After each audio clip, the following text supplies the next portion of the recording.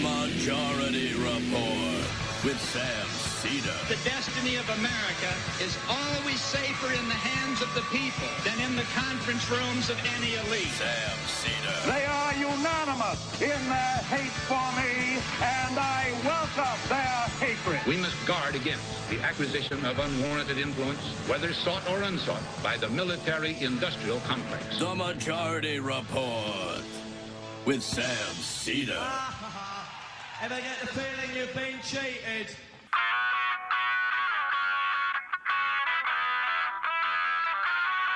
It is Thursday, October 20th, 2022. My name is Emma Vigeland, in for Sam Seder, and this is the 5-time award-winning Majority Report.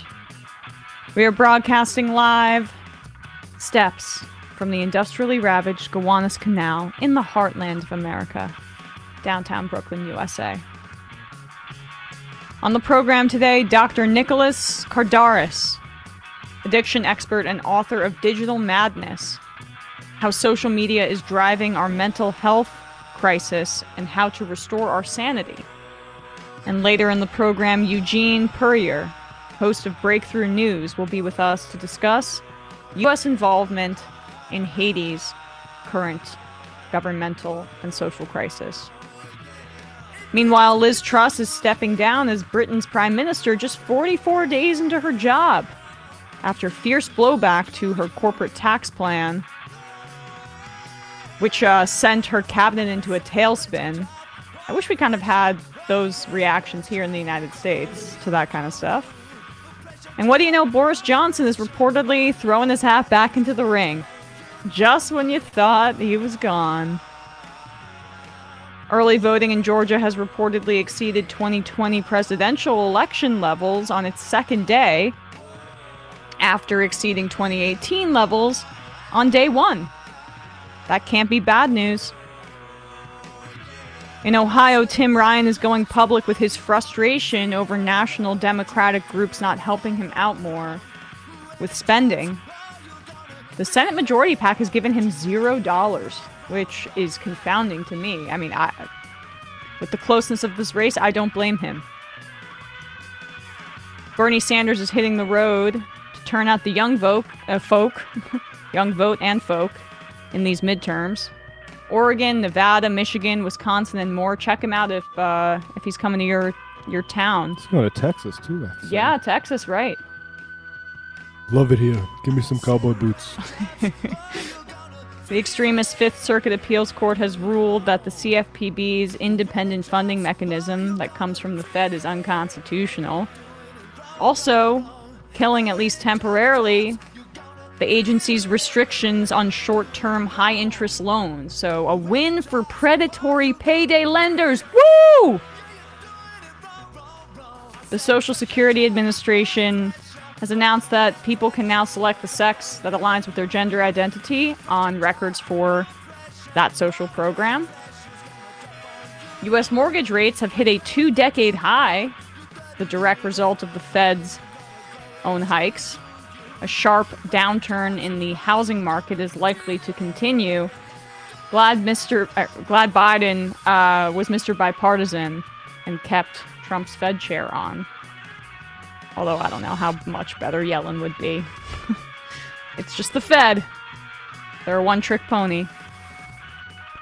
Speaking of Trump, he appeared for a deposition yesterday in a defamation lawsuit brought by E. Jean Carroll, who accused Trump of rape. And despite unanimously voting to subpoena him last week, the January 6th committee hasn't been able to actually do so yet because they're still trying to find a Trump lawyer that says they're authorized to accept service of that subpoena. They're playing hide and seek. An American citizen was sentenced to 16 years in a Saudi prison over tweets. Just another thing for Biden to reevaluate in terms of our relationship with them. And lastly, yeah? Seems like we're breaking up. Yeah. I mean, but it's like, no, it's not. It's an abusive relationship from one side where the victim keeps threatening to break up, but keeps going back for more. Sorry to be dark about it. And lastly, the African Union has scheduled peace talks for next week over the crisis in Tigray. Hundreds of thousands have estimated to have died and millions have been displaced. All this and more on today's program. Welcome to the show, everybody. Thanks for being with us on Thursday. Very excited for the show today.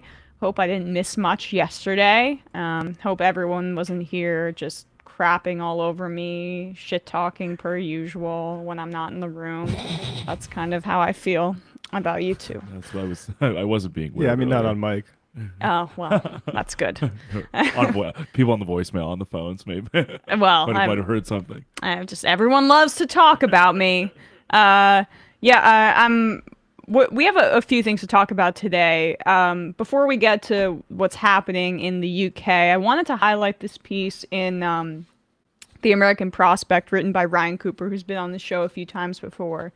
Because to me, it seems like a massive missed opportunity that the Democrats have not been running pretty much at all on Social Security and Medicare.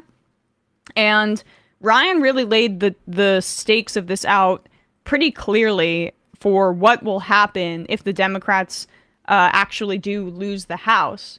Because despite the rebranding of the Republican Party as populist because just Trump decides to speak the way that off the cuff, as if that is a substitute for actual policies that benefit people, they are still the same Republican Party, if not more extreme, when it comes to fiscal policy and policy towards social programs. The stakes of losing the House are immense because, as Ryan Cooper writes here, and I'll just read from his piece, there's been a simmering debate over the past few years as to whether claims of conservative populism mean anything in the practical policy sense. Many have claimed that things have changed from the old days of tax cuts for the rich, business-friendly deregulation, and trickle-down economics, like Senator Josh Hawley once wrote. We are a working-class party now. This is the future. We now have an answer to this question, and it is firmly negative. If they win in 2022, Republicans are promising the same old massive cuts to social programs, above all Social Security and Medicare, which they've been trying to get at for decades. And they're going to try to force President Biden to agree by threatening a global financial apocalypse. All 4 GOP representatives running to head the House Budget Committee have promised that they are going to take the debt ceiling hostage to get big cuts. Our main focus has got to be on non-discretionary. It's got to be on entitlements, said Representative Buddy Carter of Georgia. Specifically, they mentioned increasing the eligibility age for Social Security and Medicare, which is amazing because it's so obvious that it should be lowered, not increased. And that's how we can get Medicare for all, by the way, is lowering it by 5-year portions over a period of time until eventually, hopefully, everybody is covered. So this is obviously in the wrong direction. And adding means tests or work requirements. Representative Kevin McCarthy, who will probably, I'm thinking of football, ESPN later. Got Cowboys on the brain. Who will probably be Speaker of the House if Republicans take control, endorse this strategy. You can't just continue down the path to keep spending and adding to the debt. As we've discussed, these programs are self-funding. You pay into it your whole life. You get it on the other end. It's very simple. If they are able to be kept intact, if the Republicans chose to do so, but they pretend that's not the case. And the thing about why this is more dangerous than, say, even if Trump was president, frankly, for this to actually happen, is because holding the debt ceiling hostage while there's a Democrat in office is one of the Republicans' favorite tactics as a way to get what they want in cuts to programs like Social Security and Medicare, because they're afraid to take it head on. They want it to happen through debt ceiling negotiations as a way to obscure what they're actually trying to do. And when, if the global economy collapses and the government gets shut down, they can't raise the debt ceiling, then which is, by the way, a completely arbitrary mechanism that doesn't need to exist, but this government's stupid, so putting that aside for now. Then they can blame Biden. Oh, he's not being bipartisan. He's shutting down the government. And the blame for this kind of stuff usually falls on the party that's in power. There were some exceptions in the Obama administration because it was so clear what the Republicans were doing. But using the threat of economic collapse and turmoil and holding that hostage as a way to get the cuts that they want would be something that they could feasibly do with Biden, because they don't want to put this front and center if, say, there's a Republican president, God forbid, in 24, and they control both houses. Then they're going to be scared to do it because it's the third rail of politics. People don't want these programs being taken away. But if you can do it through budgetary negotiations, if you can do it with a Democrat at the head of the executive branch, then that looks better for Republicans. So that's what they're definitely going to do if they take back the House. And I wish Democrats had been running on this for a little bit more. We had that soundbite of Chuck Grassley saying it was a dumb idea, but that it was clear that members of his party were considering it and wanted to do such a thing. And yeah, frankly, it's concerning. But those are the stakes for what we're dealing with right now. With that said, let's have a little bit of fun because, I mean, the Tories are in shambles right now that Liz Truss's administration has fallen into disarray. She's only been in power for 6 weeks, or been appointed prime minister 6 weeks ago. Yeah, like 40 days, or like I think something like 4.1 scaramucci's. That is always the scale we should measure these things by. And I mean, I what's fascinating here is that a general election is going to be held next year. The Tories have dismal polling numbers as of right now. There's Labor's, according to some polls, up by somewhere near 30 points in comparison. Now, there's still a ways away, and when people actually have to vote, and based on the quality of like what actually Labor's advocating for, things could definitely change. But I think voters seem to be feeling the turmoil of leadership right now, and it's affecting their opinions of the party naturally, especially given the fact that what Truss was trying to do immediately when she came into power was slash corporate taxes. And there was immediate blowback for that, so much so that she had multiple cabinet members who had to resign, and like just the tax cuts were beginning to be, or the plan was beginning to go into motion. They had to immediately reverse course because it was the markets responded in a negative way, but also because it was so wildly unpopular. Yeah, she fired her financial minister, Kwasi Kwarteng, like literally days after he implemented her policies, and the guy that, like you said, that replaced him just rolled back every single thing he did. That was his first move in office, was to erase his legacy. Yeah. or when Trump's like, we're gonna be tired of winning, like that's basically where like the neoliberal right is. Like they're like, well, we took power, like tax cuts, right? Like we can just keep doing this. And actually there's a certain point where even like commerce itself is like, we need to have some sort of like stabilizing force at least.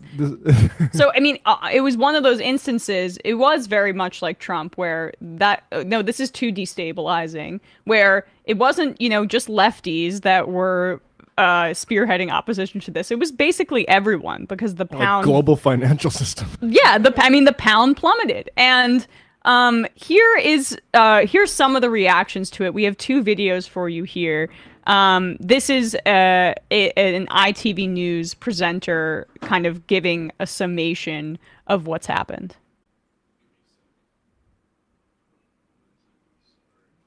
It's fine.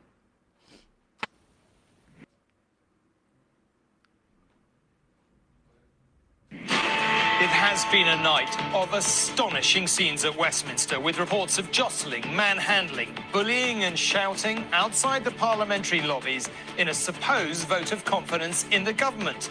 The Deputy Chief Whip was reported to have left the scene saying, "I'm absolutely effing furious. I just don't effing care anymore," before he resigned, along with the Chief Whip. But we've just been told they have now officially unresigned. The Home Secretary has, however, definitely gone. In short, it is total, absolute, abject chaos. And then this was so German TV. There's no translation here, guys, and you don't need it, because just wait until the end. This was German TV's kind of explanation of what is going on at 10 Downing. Woraufhin dann der stellvertretende Fraktionschef das Parlament mit den Worten verließ, I'm fucking furious and I don't fucking care anymore. Ich übersetze das jetzt mal nicht, aber das ist eine Partei, wo wirklich So you got that, guys? I should have done a little bit of a not safe for work warning there, but hey, you know, you'll deal Tell with me an learning F-bomb. German. Right. It's just a German phrase. But I mean, who wants to captain the Titanic now? Anybody? Boris, baby's back. Boris apparently is like, bring me back in. But it's the restoration of Boris. It's happening. They right, exactly. They didn't know how good it was till I was gone. But either way, it seems like at the very least, whoever fills Truss's position, there's going to be turmoil regardless, given the lack of public support for any piece of the agenda and inflation and what the fallout has been from the Russian war in Ukraine in terms of energy prices and things like that. There's a lot of discontent right now, and I'm interested to see what the platform is for Labor going into next year's general. I mean, yeah, like a slight raise in tuition prices and some cuts to the NHS. Wow. Like, I don't know, like it won't be that bad, obviously, but it is a real shame that like you look at these models that show like the generic party ballot, and Labor is just seemingly on pace for whenever the election's called a massive landslide, and it's going to be Keir Starmer, and what's he going to do? Right. I mean, it'd be nice if Corbyn was still in there. I'll just say that.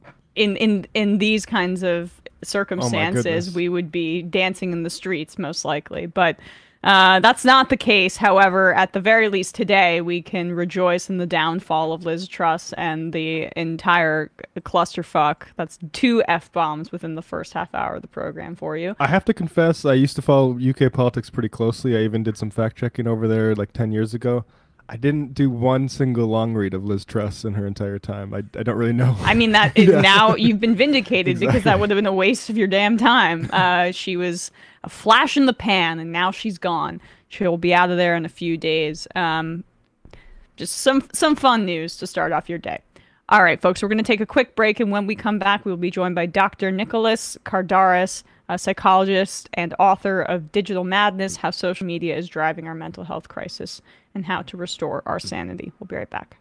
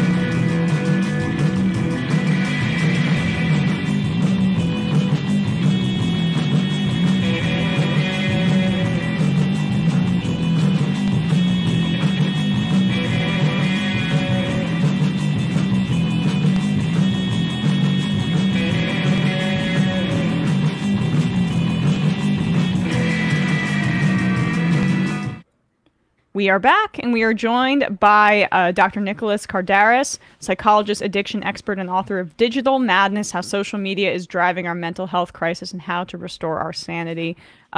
Nicholas, thanks so much for coming, or Nick, however you prefer to be called. Nicholas is fine. Thank you, Emma, for having me on the show. Of course. So you begin your book talking a bit about the impact of COVID in our relationships with technology and social media, and one of the things that struck me was how remote, school was this kind of melding of an experience that was mostly when I was a kid, at least, a bit of a break from when I'd, want to play Sims on my computer for 5 hours straight. It was an opportunity to be away from screens and to have that learning happen in social spaces. And of course, it made sense that learning had to be remote, but it did accelerate a certain relationship between education and technology. What was your observations as a psychologist and as somebody who's been studying this about that dynamic in particular? Yeah, well, to be clear, before COVID, we had a nuclear bomb on our mental health that was happening over the last 10 to 15 years. We had increasingly spiking rates of depression and suicidality and overdoses and anxiety disorders.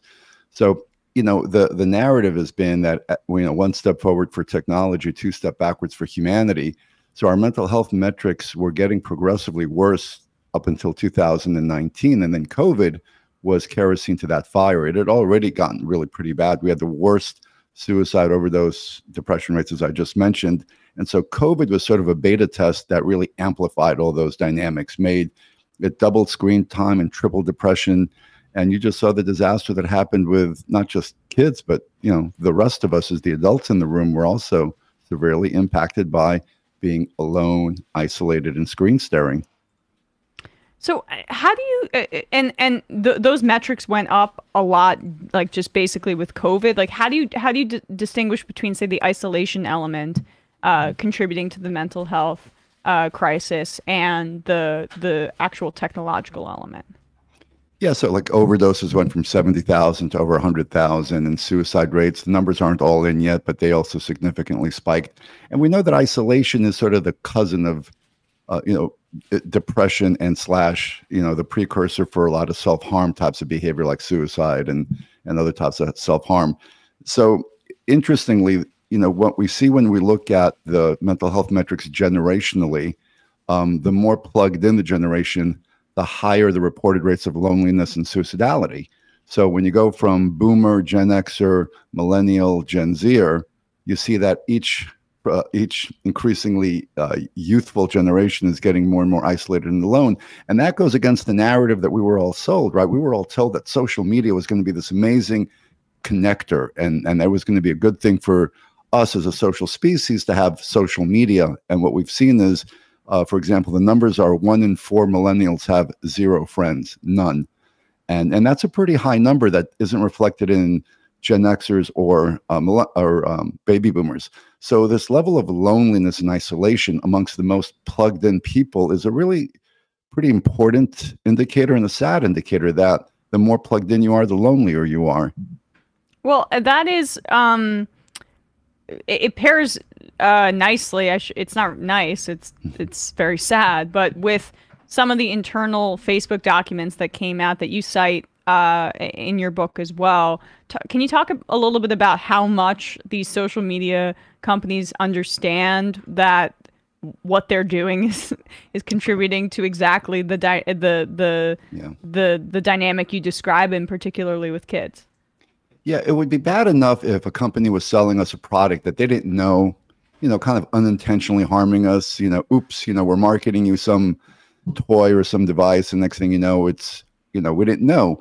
But what the Frances Haugen, she was the Facebook whistleblower and that employee of Facebook that showed us the internal emails, there were two things that happened. They had internal research at Instagram that showed that vulnerable teens that were on Instagram, British teens had 12% higher rates of suicidality, American teens had 6% rates of suicidality, and that if you had an eating disorder, your self-harm rates went up 17%.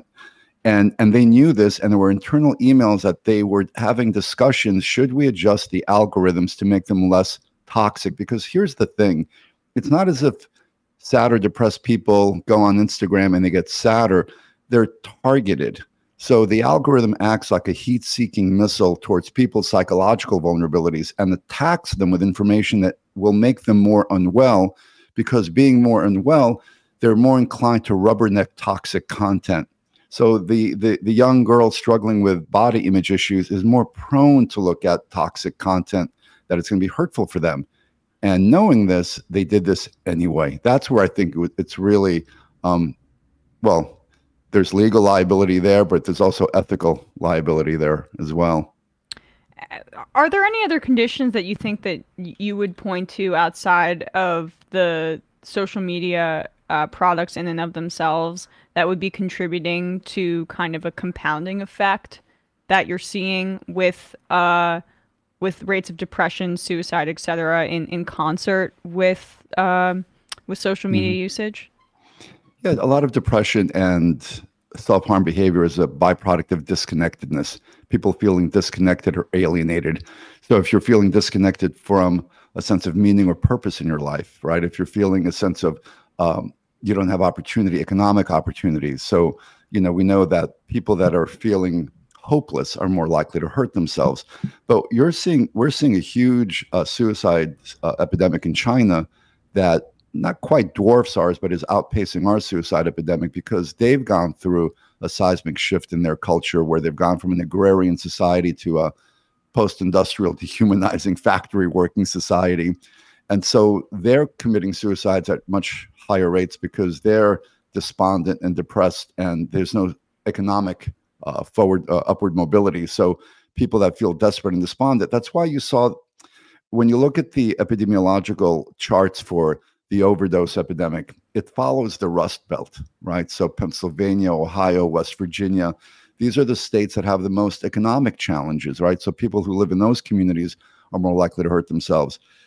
The other thing that I point as a contributing factor is we're compromising young people's psychological immune system, which is a phrase that I like to use.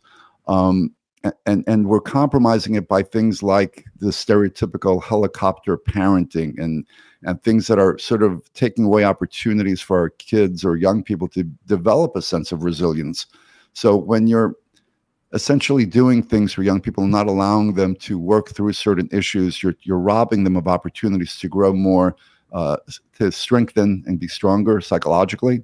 So those are intervening variables, as well as to the toxicity of not just the content of social media, but we weren't meant to be sedentary and screen staring. So we've turned into a sedentary and screen staring culture when we know that the most healthy cultures on the planet are pre-industrial and indigenous cultures that have much more physical activity built into their societies and much more face-to-face community. Those are the two other factors that are really greatly contributing to this whole psychiatric disaster that's happening.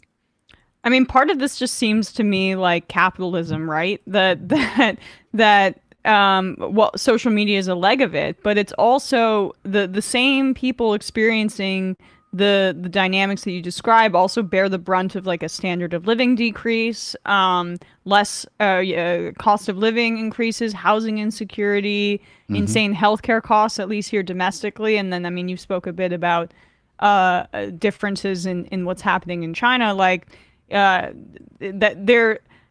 is, I feel, just something I'd like to note, Sure. Well, absolutely. All those are contributing factors to the CDC has called them deaths of despair.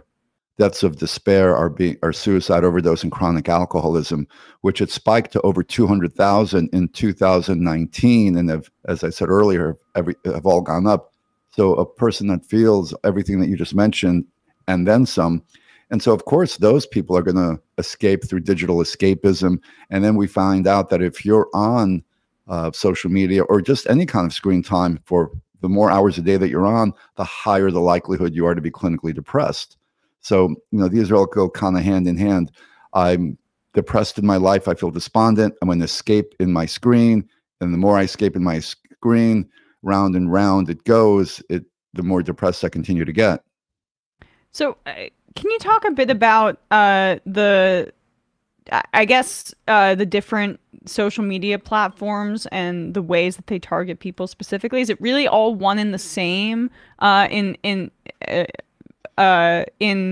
the degree of severity and in the kinds of algorithms that they use, from TikTok to Facebook to YouTube or into Instagram? Or are there some that are much worse, or there are some that have any kind of like ethical guardrails imposed upon them? What would you say is the worst and the offender of all of these? I think they use the same playbook. I think the difference is some are more popular amongst certain populations. So Instagram tends to be the most impactful because it tends to be the most used, but they all use the same algorithm-fueled playbook. I've really come to see, Emma, social media, I've come to understand it now. It's almost like a living organism, right? And what feeds social media but our most vitriolic, emotional, reactive content. And what's the coin of the realm on social media? But it's the most over-the-top actors. So everything from toxic influencers who, I mean, they're right now, there's a subset of influencers on social media who we're not talking the Kylie Jenner toxic values, materialism, toxicity. That's one thing.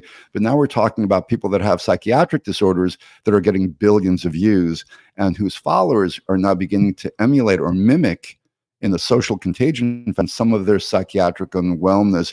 Because again, what's popular on social media is this over-the-top type of behavior. And so rare is the popular social media influencer that is a thoughtful person discussing a topic. So we feed social media our most vitriolic responses. Social media then regurgitates it back to us in this echo chamber feedback loop. And then round and round that goes. We feed the beast, and the beast feeds us back increasingly toxic content. And so it's not healthy, because eventually that echo chamber just inflates everything from political polarization to psychiatric unwellness. So this goes beyond just I'm depressed because I don't have a life and I'm in front of my computer too much. This goes into like shaping influences and behavior modification and things that are much more complex and insidious. And so shoot, I just had a question that totally flew out of my mind. But I guess the one question I'd like to ask is just the concept of combating this from a governmental level. I know that you say in your book that antitrust is not enough to solve the problem. We've talked about antitrust on this show before, but we're a political show, so we focus a lot on, what the government can do to combat this. But antitrust and regulating some of these algorithms seems to be the way that I would go if I were queen of America. But is that enough? What ways would that actually be able to be implemented in a way that, say, like limits exposure for children, for example? Are there possible solutions found in those two options that I lay out? Oh, no, I think antitrust is definitely a part of the equation. I do think, and Lena Khan is looking, she's one of the foremost experts on antitrust legislation. These are absolutely monopolies and need to go the way of Ma Bell and into Baby Bells, and they need to be broken down because they're too monolithic, powerful right now.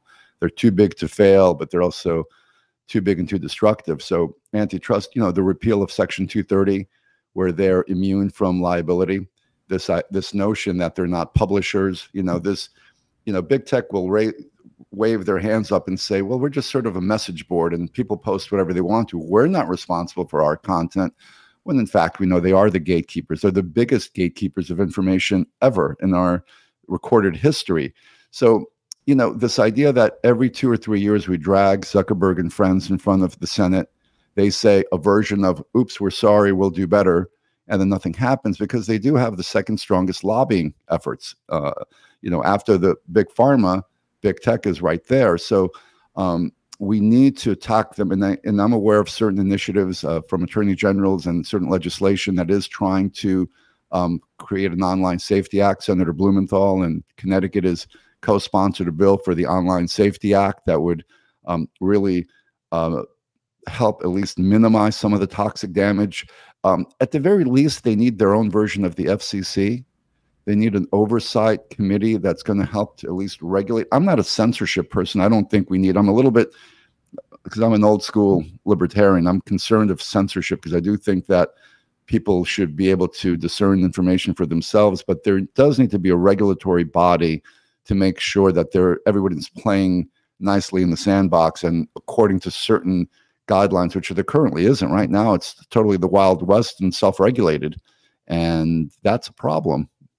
It's interesting you bring up Section 230, because that is such a point of contention, and us on the left, there's been a bit of a split in what people think about repealing it, since most of that comes from, like, the first we were really hearing about it was in the Trump years, where he was really banging the table for it. But can you just expand on what that would do in terms of the liability for these corporations, and how potentially it could it could further what we describe. Yeah, so I was an expert witness for a capital murder case in Palm Beach County, Florida, where a teenage kid, a suburban Palm Beach County kid, had become radicalized online through YouTube. He watched YouTube's 14, 16 hours a day, went from being a progressive liberal to eventually fell down a rabbit hole of ISIS indoctrination videos, was shown decapitation videos. I won't get into the explicit details, but committed one of the most horrific murders you could ever imagine. And the defense that I participated in was an insanity defense, that he was essentially brainwashed and radicalized through YouTube. Now YouTube can't be sued under Section 230 because they're not responsible for their content. Now, to be fair, they do try to remove it, because he had seen over 1,000 decapitation videos on YouTube by the time he committed this murder. Now, YouTube does try to remove certain toxic content, but then they usually get reposted pretty quickly under different IP addresses. But there is a responsibility there for the platform and what they allow to be on their platform. And Section 230 doesn't allow for litigation when a harm is done by that platform, because again, big tech will say, we're just the message board. We're not responsible for who puts the message up. And I don't think that's accurate, because they are now the biggest disseminators of information, of news content, of everything imaginable. So how can they not bear the same responsibility as any news organization or any publisher for that matter? Right. Yeah. I mean, that is the rub there, where they're trying to portray themselves as social connectiveness, and as you described, there's no connection. But they are publishers, and we are in a new era where they need to be treated as such, and that is, I think, their kind of like veneer of branding themselves as social connection engines versus what you describe as, I feel like, very quickly eroding, because people are starting to see what the reality is. It's kind of like the Frankenstein monster, right? Dr. Frankenstein wanted to create life, but then things went sideways. And so things have gone sideways. We have to keep in mind, these are the 5 most powerful, the big tech oligarchs, Bezos, Zuckerberg, Gates. These are the 5 most powerful people that have ever lived, because they don't just control a commodity. Like J.D. Rockefeller controlled Standard Oil and 90% of the oil in the United States.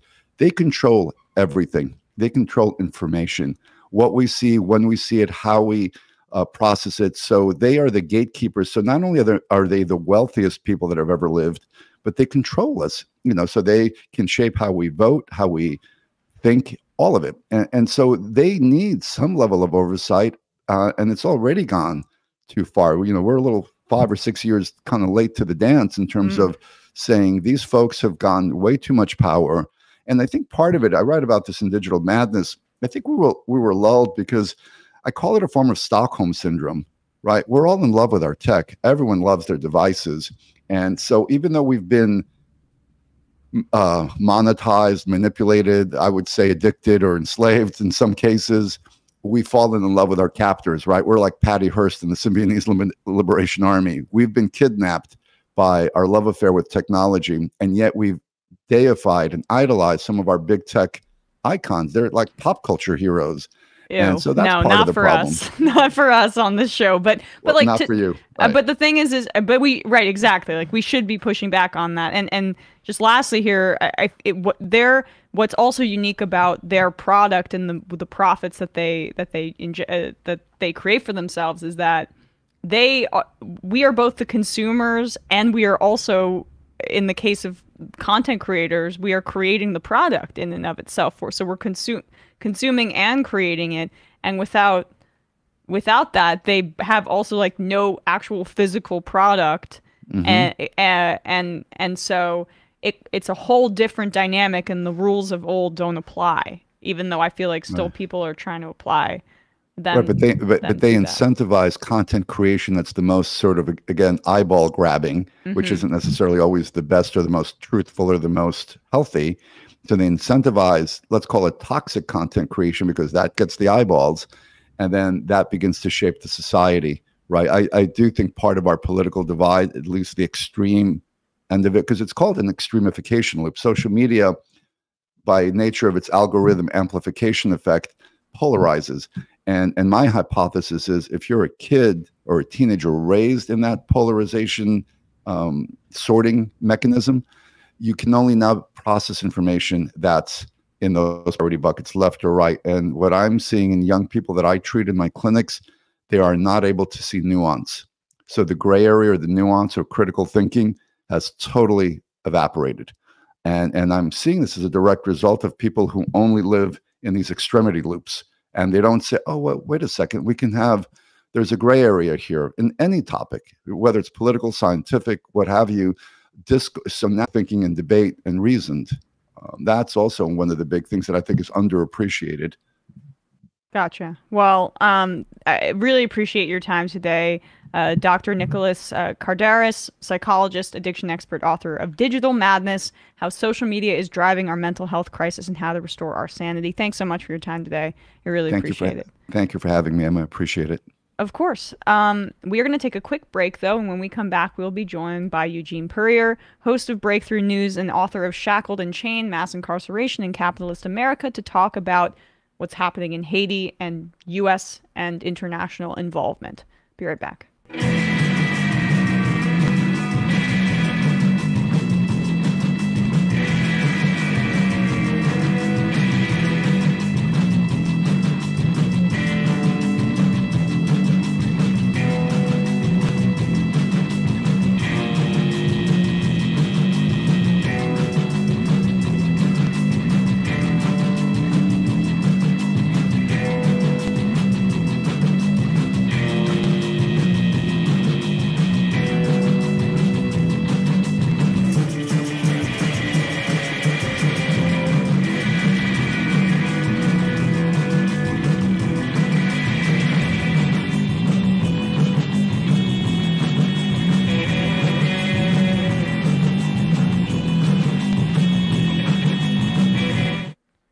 We are back, and we are joined now by Eugene Puryear, host of Breakthrough News and author of Shackled and Chained, Mass Incarceration in Capitalist America. Eugene, thanks so much for coming on. Well, Emma, thank you so much. I'm honored to be here. Well, I'm excited to pick your brain on what's happening in Haiti right now. We've covered it a bit on the show, but right now, there's been a scary escalation because it seems that the United States and Mexico has basically proposed a multinational force to intervene in Haiti. And if you know anything about the history of intervention in Haiti, it is a very dark history. And so before we get to what's happening in the news today, could you give us a bit of a rundown of what's happened since the assassination of Moïse and the conditions that he left the Haitian government in, which has created this instability?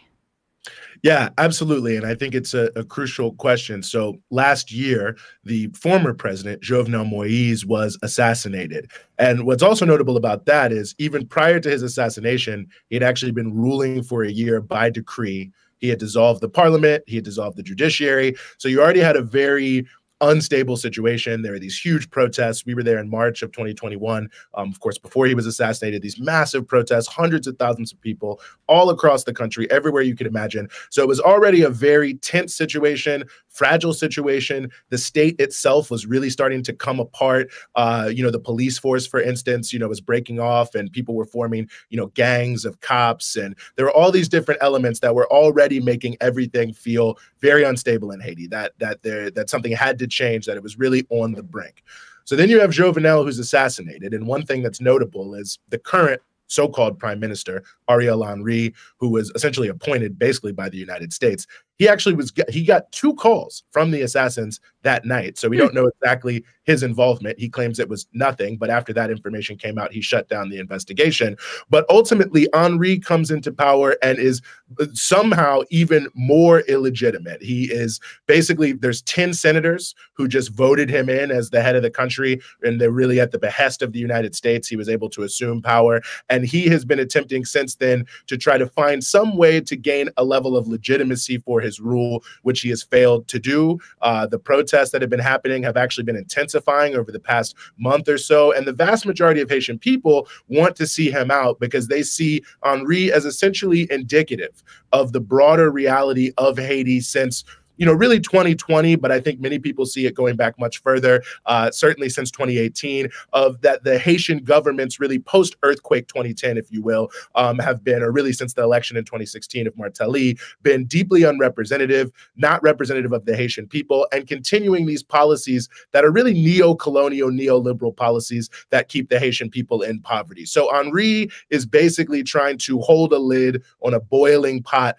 of what Haiti has become, which is people wanting to see significant change. But the situation there has deteriorated significantly. You have about 4.7 million people. It's about 42% of the country are facing acute hunger. About 1.8 million are in emergency hunger situations. There is an absolutely skyrocketing cost of living crisis in Haiti, like everywhere else. But a way to think about it is the price per gallon of gas, of petrol, is about $4 at this point after it went up. But the average salary for, about 68% of Haitians is only $2 a day. So the basic prices of everything are far beyond what most people are really able to afford. So there's an intense social crisis that's taking place. And then the deterioration of the state capacity has also led to this huge rise in instability. Kidnappings are up about 58% on last year, where thousands of people were kidnapped. And it was, probably the worst year ever in Haiti for that. So there's a major continuation of that happening. There are checkpoints that are happening all over the place, which leads to extortion. There are sort of fuel mafias and mafias emerging around a lot of basic goods that people need, and hoarding them and then raising the prices even higher than what you read in the newspaper and what you see on the street in the various stores and the various shops. So it's an extremely dire, extremely acute social situation that's really being exacerbated by the fact that there is no entity that can actually govern Haiti with any legitimacy over the past couple years. So, I mean, can you talk a little bit about the history of U.S. involvement, particularly with the in the halls of power in Haiti? Because I mean, we've talked about it, historically. What was 1915, right? Was it the invasion and an occupation of Haiti? But it's kind of been a bit of a playground for U.S. like NGOs and secret and covert involvement, but also not so covert for a long period of time. And I mean, this guy Henri is clearly a puppet of the United States, but that's nothing new within Haiti. No, I think that's a great point. And in fact, Henri is sort of a retread. In 2004, the United States sponsored a coup against the then president Jean-Bertrand Aristide, who really is the only sort of popular leader who's ever been legitimately elected in Haiti, really since the Cold War started, quite frankly. And Henri played a major role in something called the Group of 200 that was, essentially the group that came together to try to legitimize this U.S. coup. And, to give people a sense of the coup, the U.S. Marines basically just rolled up on Aristide's house, kidnapped him, and flew him to Africa. So it was like a straight up coup. But Henri comes out of that reality. And it just speaks to how very close the relationship is, as you point out, between the U.S. and the Haitian elites. I mean, certainly, as I pointed out, and as the New York Times reported at the time, the only way Henri even came into power is the guy who is basically the second in command of Jovenel after he's assassinated. The U.S. just called him up and said, you have to let Henri be the prime minister. And of course, he could not resist. In 1996, Strobe Talbot, who is the Deputy Secretary of State of the Clinton administration, he actually spoke to this very issue when the U.S. So Clinton in 94, he sends in about 20,000 U.S. troops. We'll get to that. But point being, the troops were about to leave. So Strobe Talbot said, and Peter Howard has laid this out in his book, even after our troops leave, we will maintain control because of our relationships of USAID and the private business community. And so when you look at the use of humanitarian aid and economic assistance, certainly for a long time, but let's say from the mid-1980s on, what you can see is that the United States has done everything possible to avoid creating state capacity in Haiti. So almost all of the economic aid and economic assistance from the U.S., the main trade partner, main aid giver to Haiti, goes to these private NGOs. It's become known as the Republic of Ngos. NGOs or to private businesses. So the government basically is unable to do anything without these private businesses and these private NGOs that are accountable, quote unquote, to the US, not to the Haitian government. But that means that the ultimate veto on how anything is able to work is basically residing inside of the United States. And to a lesser extent, the IMF, the World Bank, the so-called core group countries, which include Canada, France, and also the United Nations and the OAS. So there's this sort of constellation of international powers really led by the United States and seconded up by Canada that do everything possible to make sure, like, for just to give people an example, only 1% of the U.S. aid that went to Haiti after the earthquake in 2010 went to the government.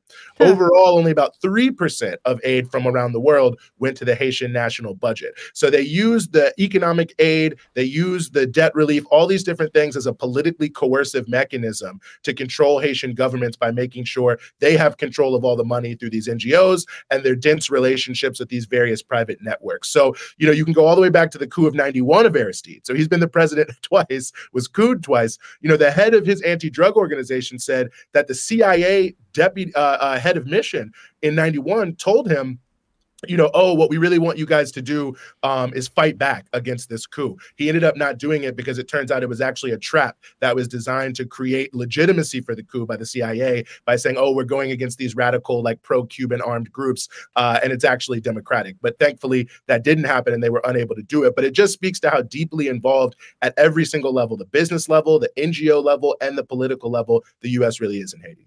Yeah, I mean, so what? Like the rest of the 90% goes to the Clinton Foundation or whatever garbage. I mean, literally though, that was one of the in my political education, just like understanding how ridiculous the entire concept of like how NGOs operate internationally are, and how it's really just a fig leaf for U.S. involvement, and then how since the 70s the Clintons have been obsessed with Haiti, and it's like, why? Why is that the case? And you kind of see the ramifications of that like neoliberal politics on steroids, and how aid is being funneled towards these NGOs that do actually nothing for the Haitian people. And let's, I guess, turn to Dan Foote, because he has become this real central player, at least in terms of us here domestically, helping us understand how messed up U.S. policy is towards Haiti. Dan Foote was the ambassador to Haiti. He resigned in protest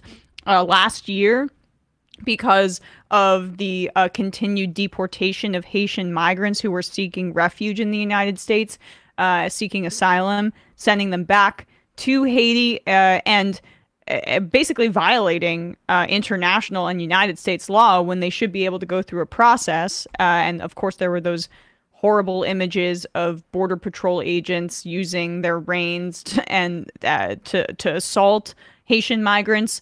I think he resigned shortly after that, but basically he's contended that the Biden administration continues to support Henri because he's been okay with their migrant deportation policies. Is that a big part of the United States' relationship with him?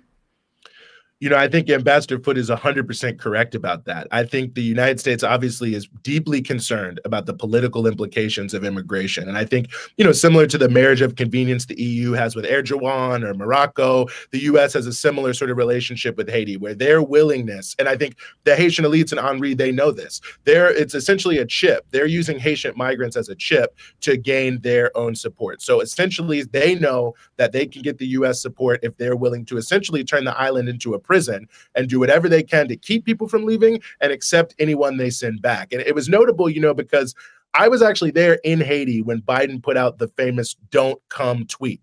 And it was obviously a huge topic of discussion in Haiti. And the thing that people kept coming back to is why the image that was embedded in the tweet was in English. Because obviously most people in Haiti do not speak English. They speak Creole, to a lesser extent Spanish and French. So it was obviously a sign that the real message that was being sent was to the anti-immigrant forces here in the United States, so that the Biden administration could say, we're getting tough on those Haitians. We're doing everything we possibly can. We're pushing them, to stay there and whatever it may be. But it was a very clear statement, I think, to people in Haiti then about the importance of the immigration issue. And I think absolutely when you look at, key swing states like Florida, And obviously important states, at least economically, New York, other places. The idea that there's going to be a huge flood of Haitians coming into the country because of the racism that's also tied to Haitian migrants. I mean, we know immigration in general is so tied to racism, but if we can remember the so-called Haitian boat people, they were accused of being the initial vector for AIDS in this country, was, oh, it's these people who are coming from Haiti. The Congressional Black Caucus in 1994, people may remember, they were being arrested, chaining themselves to the fence of the White House to protest these issues of of Haitians potentially being deported because of the terrible conditions that were happening there. So this is pretty consistent over time, but a large number of Black migrants coming to the United States is seen as a political problem. And I think that the Henry administration is using that to their advantage because they know that they have no legitimacy, but as long as they have the monopoly of force behind them of the United States, they can rule. It's basically impossible to rule in Haiti without the support of the United States. And since they're giving a little political gift, and we can also see Henry was invited to Biden's so-called summit of democracy, total farce summit of democracy. I'm sorry, summit of democracy, as the guy who was taking calls from the leader who was assassinated, who just kind of pirouetted into power and is staying there with immense opposition. Now we're doing a summit on democracy. Just think about that for 1 second. I know you are, but audience, think about that for 1 second. It's unbelievable. Yeah, I mean, I had the opportunity to confront Secretary Blinken about that exact issue.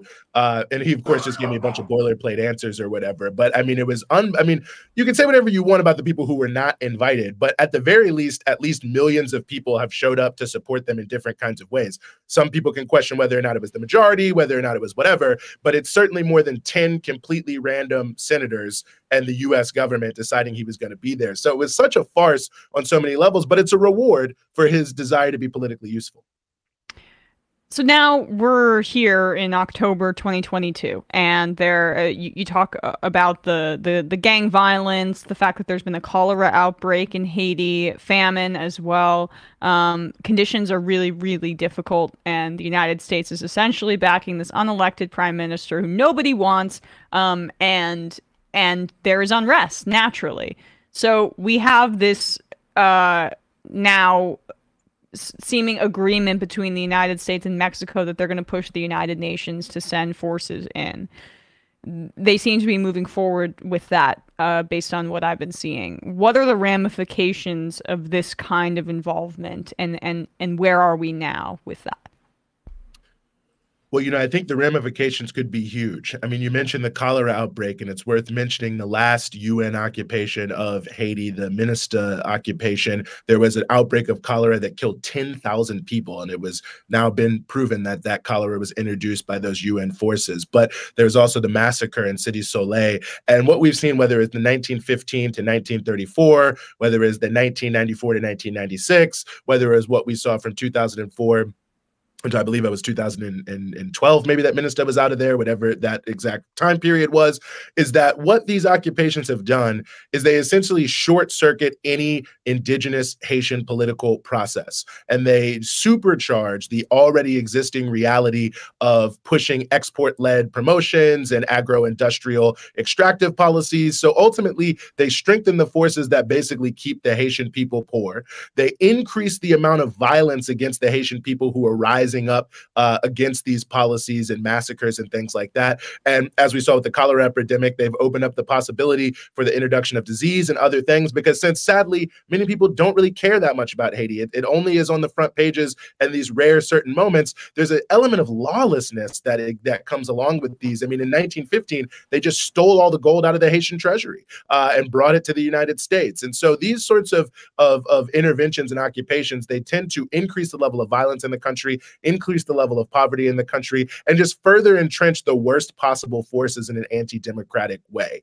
So where we are now is an interesting space. And it's worth noting that the U.S.-Mexico resolution is not to send a UN force, but a multilateral force, and not under Article 7 of the UN Charter. And what's important about that is it means that it's essentially a totally lawless force. They would be sending in this multilateral force under, and already, the UN Charter is not governing all that much, but there would be essentially no real legal authority or accountability for this force, which I think from a violence perspective, since it's allegedly being aimed at security, should be a very scary thing to people. Haiti's a country that's had a long history of death squads being used by the elite and foreign forces that have killed thousands of people, and it could be that kind of situation because there will be no accountability. But that being said, the big challenge is who's going to send troops, because the level of resistance in Haiti is so strong that you could even see from the commentary in the Security Council on last Monday that many people felt like, well, we're not saying we're against it, but what's going to happen if we go in there? And certainly some forces on the ground have said they will resist with arms. So far, the Bahamas and Guyana have said that they would send troops. Those aren't really robust military entities there, so it's not going to be just them. So there's going to be a big question. Allegedly, there's supposed to be a vote this week to approve the UN resolution. From everyone I've talked to at the UN and other places, the expectation, the resolution will pass. NPR was reporting this morning that it would take a couple more weeks, they're saying, after that to set up this military armed force. Very unclear how it's going to play out. But I think the very likelihood right now is, say, unlike 2004 in the coup, or unlike 1991 in the coup, or unlike the period after the earthquake, where you had some sort of, you know, I wouldn't call them legitimate, but at least significant forces who were willing to sell out Haiti to these other forces and provide, you know, help provide some level of stability to what they wanted to do afterwards. You don't have that now. You have an extraordinarily fractured political scene. So it'd be more like Somalia, I think, in 1993. And we see the level of violence that was caused there and how it set back the Somali people to such a huge degree. So I think the stakes are super, super high here, but it does seem that, you know, the U.S. government, the core group countries, and others have been trying to get the Henri and something called the Montana Accord, which is like a larger collection of Haitian groups that have been pushing their own solution and are opposed to this intervention, by the way, to come together. And they were not able to come together for a range of reasons. And in that kind of international vacuum over that, the forces like the Washington Post, like the president of the Dominican Republic, like a lot of forces in the OAS have now surged to the forefront to say, well, the only solution is military, because there isn't going to be a political solution. So we need a military solution to back Henri. And one final thing I'll say about this has been the case really since 2016. Michel Martelly, who came in as the president then, said Haiti needs a Fujimori solution, referencing Fujimori, the dictator of Peru, who sterilized 250,000 peasant women in the 1990s. And I think that's the type of situation we're setting up here now, would be Henri, zero legitimacy, big international force behind him, using that power to impose himself on society, which means a tremendous amount of violence and suffering. It is just, I mean, an unbelievable set of facts that the United States is so desperate to maintain its control over Haiti that they are going to back up an unelected leader, despised by his people, who is the source of immense unrest and economic despair, risk violence and crackdowns against Haitian people by imposing an international force on them, all which is, by the way, something that we've done to this country for decades and decades, punishing Haiti for daring to stand up to colonial forces, and they've been being punished for centuries at this point. And we're just gonna triple, quadruple down on this, and there's gonna be blood in the streets. I think that's 100% correct. I mean, it's Haiti is generating tens of billions of dollars a year, and that amount of money on the one hand, and also the fear of Haiti, because Haiti has a lot of political consciousness in Haiti. When I was, for instance, we were there on the march, I was noting to people how it was very cool to be marching along John Brown Avenue and take a left onto Martin Luther King Jr. Avenue. So this is a country that, in addition to, providing a huge amount of profits for the West, also, if they were able to have a self-determining government, I think would be speaking up around the world for important progressive causes. And the fear of a good example, the fear of losing all that money, means that however many Haitians have to be sacrificed over the years, they will do anything possible, the U.S. and others, Haitian elites, to make sure that the status quo doesn't change. Last question. If people want to call their representatives to raise their voice to stop this, what should they say?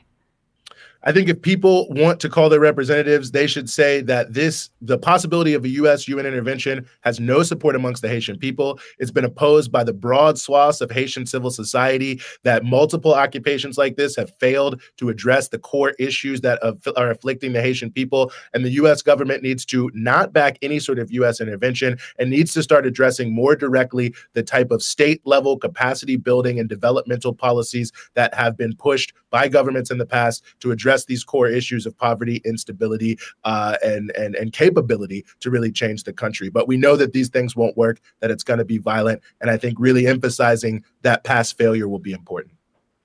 Eugene Puryear, host of Breakthrough News and author of Shackled and Chained, Mass Incarceration in Capitalist America. Eugene, thanks so much for coming on. Hope to have you on again, especially if there's more developments in Haiti. Thanks so much, Emma. I'd be honored to come back anytime. All right, really appreciate it. All right, guys. Well, with that, we are going to wrap up the free hour of this program, and then we're going to head into the fun half. But first, Matt, what's happening on Left Reckoning?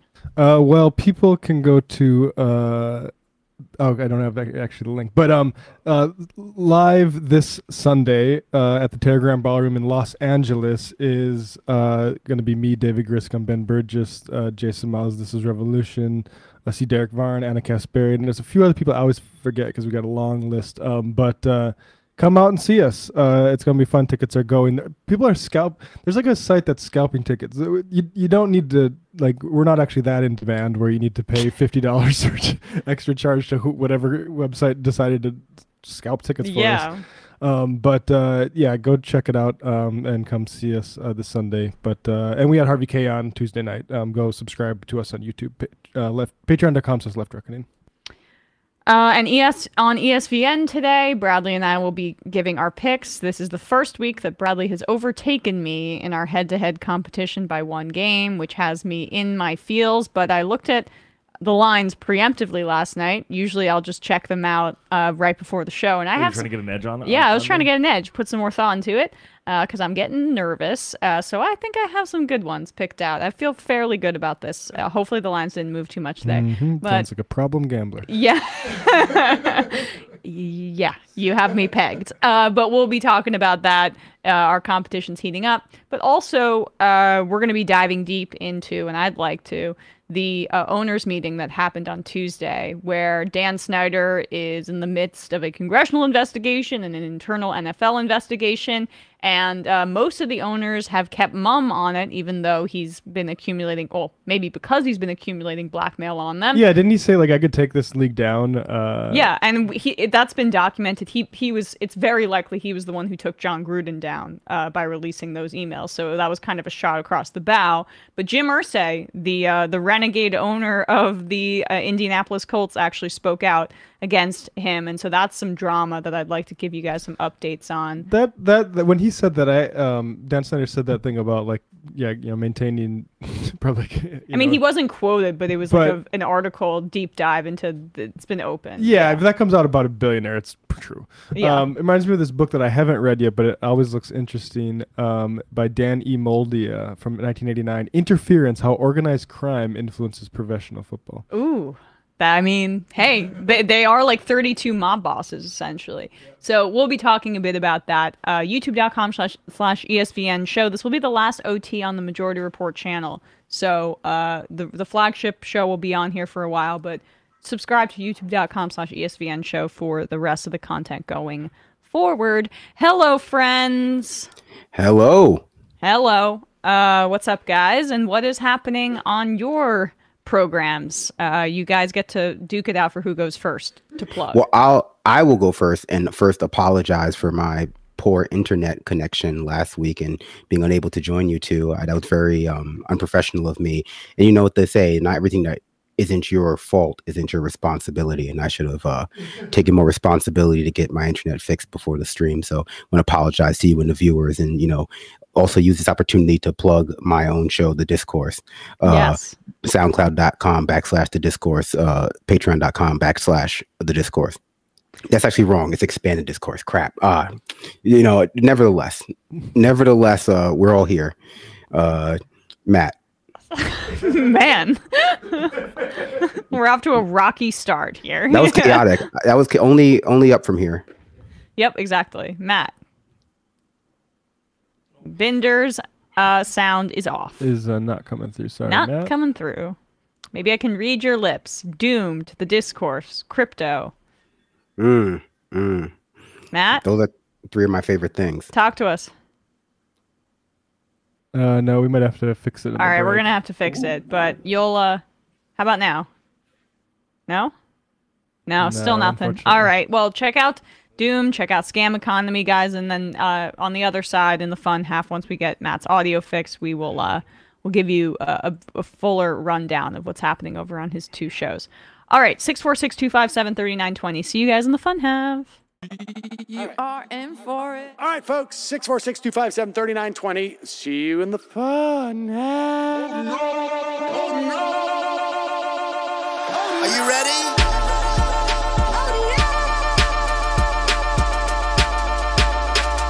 Who sent us this? Anarchy. Alpha males are back. Boy is back. And the alpha males are back. Just as delicious as you could imagine. The alpha males are back. Boy is back. And the alpha males are back. Just want to degrade the white man. Alpha males are back. I take all of it in my throat. Alpha males are back. Snowflake says what? The alpha males are back. You are a madman! And the alpha males are back. Oh no, Sam Seder! What a fucking nightmare! Bring back DJ Denner. Yeah, or a couple of them. Just put them in rotation. DJ Denner. Well, the problem with those is they're like 45 seconds long, so I don't know if they're enough of a break. That's fucking nonsense. See white people doing drugs, they look worse than normal white people, and all white people look disgusting. And the alpha males, psych, fuck them. Oh. Snowflake says what?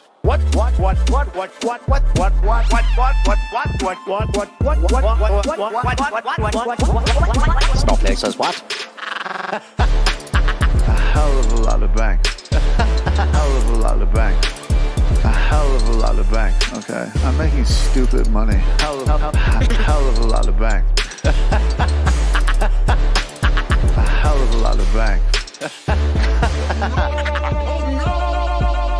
All lives matter. Have you tried doing an impression on a college campus? I think that there's no reason why reasonable people across the divide can't all agree with this. Psych. And the alpha males are back. And the Africans are black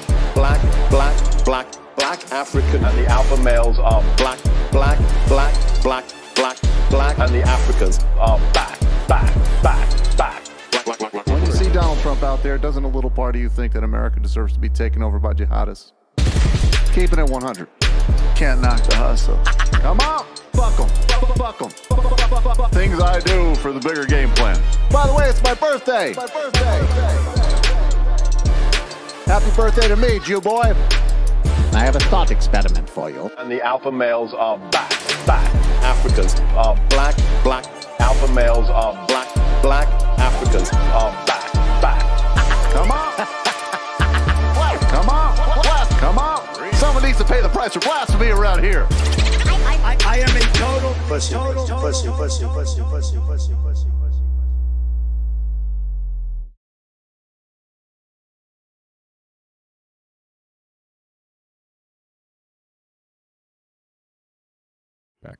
We are back, and we have fixed the audio of old Matt. Matt. That's right. What's happening over on your 2 shows? Sure. So on Tuesday at youtube.com/MattBinder, there was an episode of Doomed where I basically ran through what was going on with good old Kanye West and him acquiring or agreeing to acquire, I should correct myself there because there's been no acquisition yet, agreeing to acquire Parler and what that was all about. And you know, basically, for people who need the summary here, it's clearly Kanye West being taken advantage of by Candace Owens and her husband. And I'm not saying feel bad for Kanye. That's just what's going on. And then, it's funny. Right, yes. And then on Scam Economy tonight at 9 p.m. Eastern time, same place, youtube.com/MattBinder. I'm talking to Quinn Myers, who recently wrote a book that just came out about Google Glass. You might remember the Google eyewear set.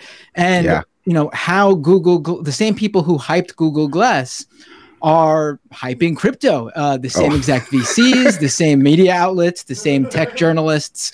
And it's set in the fact that just last week, Google announced a partnership with Coinbase for them to accept crypto payments. And, crypto advocates were basically using Google's acceptance of this as like meaning that crypto must be the next best thing. And to them, I present to you tonight, Google Glass. Take a look if you're not familiar with what that was.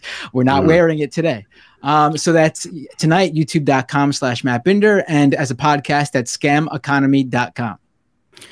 Wait, so Google's accepting payments from crypto companies, or is it wants to accept payments from crypto companies? No, it is signed a deal with Coinbase to accept crypto payments from its customers, starting with its Google Cloud services, like their equivalent of AWS. But this is just the beginning, I'm sure, and crypto advocates have been promoting this as something that means that crypto is obviously going to become the next big payment thing because Google's accepting it. Well, I mean, they're probably going to limit the crypto they accept to the ones that are most easy to turn into real cash, because this is just a way for them to take ad revenue from crypto companies, not really from everyday average people. That was what I was confused about. Like, is this for like Google Shopping? But it seems like just Google Analytics is going to be able to charge like Kraken in Ethereum now. So it's like, yeah, of course, you got to get, Yeah, they're going to start with just basically opening it up for like Web3 companies, but we'll see where it goes from there. That sounds bad for crypto. That's just more liquidity out of the system. That's true. I've been getting emails from like the company where I had a 401k at TYT, and now I've converted it into an IRA. And I get emails from them now saying that I should be actually investing this in crypto instead and stuff like that. I'm like, this makes me feel good about my retirement savings. Feel great about it. Yeah, 401k the dip. I'm just going to read a few more IMs and then we'll do some clips, or a few IMs. Isaac said, listening to yesterday's show and the long conversation about Ukraine with Raygun, I agree that Ukraine funding is probably already set. I just think it's still worth comparing where we spend our money. Like you brought up Saudi Arabia and Yemen. Why are we not funding Yemen or Palestine? How is it unacceptable to make these comparisons and accent military forces involved? I was not here for this conversation, but I spoke a little bit about it, or I heard about it, and I just think the analysis of like we only have so much money isn't the proper analysis. Like the reason we're not funding Yemen is because we're funding the Saudis and helping them suppress the Yemenis. It's a power analysis and not a financial one. I mean, I think it's fair to point out that we don't spend money here, and like for instance, we cut the child tax allowance and things like that. But I don't think that is the strongest. I think it plays too much into libertarians too. Like there's only so much. We don't ever want to give credence to the fact that there's a finite amount of governmental money because we know that's not the case. Yeah, I mean, I think like I'm not 100% on MMT. I think you do. Well, I mean, I don't want to get into that, but okay. But for the sake of like this argument, yes. I think we have more than enough money for certain things, and it's about priorities, like how Kanye West like walks around and puts the kids in that school in all Gucci and Kanye West stuff, but they like do their stuff in like an unfinished parking lot. It just shows you where the value systems are. It's not Gucci, it's Yeezy. Why would he ever put the children he's using for his prop school in a competing brand? Brandon. I don't you even are think people not really thinking like an entrepreneur, so I'm not thinking like an entrepreneur, because honestly, I would say I don't even think people still rock Easy like that. I think that's more of like a niche brand. Like, it had its time in the early, 2000s, back when everyone's like rocking Bapes. But like, you don't even hear real sneakerheads talking about getting Yeezys. It's mostly just like, finance bros who are like, want to feel closer to Kanye. I do find those like semi Crocs that he sells, except they're just, look more like dinosaur teeth, to be interesting. But yeah. Anyway, like Street Sharks branded shoes. They're pretty cool. So funny. They're Crocs. They just like are pointier, right? Yeah. They're Crocs. They look like a Nerf football or something. Yeah. If I have squeeze no it, idea it's what like you're a dog talking chew about. toy. Anyway, Anarcho Musician, when ESPN leaves the main channel, will it still be pushing notifications when it goes live through the app? I'm awful at remembering to open up YouTube to catch the streams, but the notifications have saved me many times. You know, I'll do it. I'll keep doing it. Okay, Bradley will keep That's doing totally it. fine. I have Do no that. idea that we even do that. I don't even think I have the MR app on my phone. It's just going live through the app, right? Or you actually do a separate thing? I should. I put the app live too, but I just send out push notifications like I do for MR. Oh, cool. All right. Tekiyamaki, great point, Emma, when calling out how the MR crew is not a slave of technology and social media when the experts talked about how most of us are like that. Bradley just spends 7 to 8 hours watching videos from dimwits, fascists, and repugnant people, and you spend at least 4 to 5 hours talking about the same content. Did you feel like that the guy was blaming people for using technology? Yeah, we have to use technology for our job. Yeah, I'm not quite sure I followed the... I don't understand the critique. I'm sorry. I'm part of the problem because I watch all this stuff. I don't know. I don't. I'm definitely or that part I of the should have problem. called you out. For what? I don't For know. me, watching so much right-wing media. Ooh. Pays the bills. What? I'm definitely part of that problem too. I don't know. Yeah, well, I mean, you Bradley, feed the you watch right-wing media and you enjoy it. You just don't let it on. Yeah, You exactly. love it. Stockholm syndrome. I'm like, I actually like Steve Ducey, guys. Wow. Wow. Don't say Is that. that really what Honestly, they were though, saying? I probably don't one of the care. least problematic of all the people you watch. And that's Definitely. saying something. Yeah, our Crusader. Calling from a 520 area code. Who's this? Where are you calling from? Hi, it's Valerie in Arizona. I've been trying for weeks to get on again. Oh, well, serendipitous then. I picked up your call again. Hi, Valerie. How are you?